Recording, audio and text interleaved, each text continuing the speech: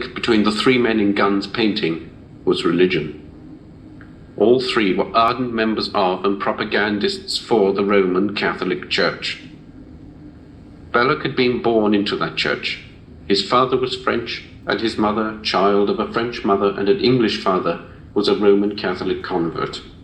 Baring and Chesterton were both received into the church as adults.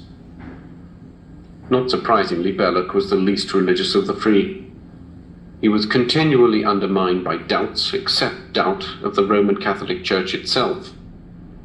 In the Church he had a faith which was unquestionable and final, an attitude in which he was fortified by Élodie, his wife, who, in spite of her failure at the religious life, remained obsessively religious.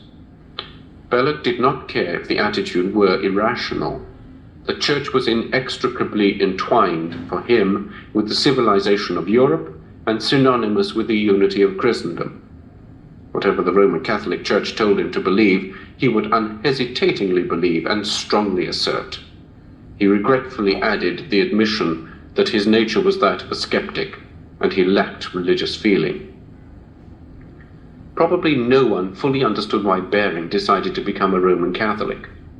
He had scant thought of religion until, when he was a young attaché at the embassy in Paris, a friend took him to Low Mass at Notre-Dame-des-Victoires.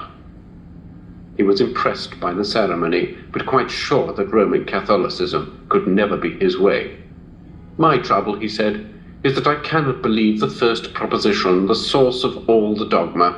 If I could do that, if I could tell the first lie, I quite see that all the rest would follow." To Ethel Smythe, the musician, one of his closest friends until she immersed herself in the suffragette campaign of which he disapproved, he wrote in 1900, shortly after attending that Low Mass, "I wish we were all born Roman Catholics.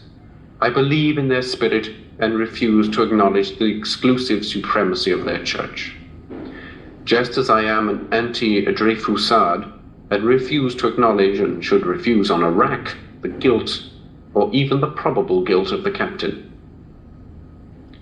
9 years later, on the eve of Candlemas, having presumably persuaded himself to tell the first lie, he was received into the Roman Catholic Church at Brompton Oratory in London, and declared this to be the only action in my life which I am quite certain I have never regretted.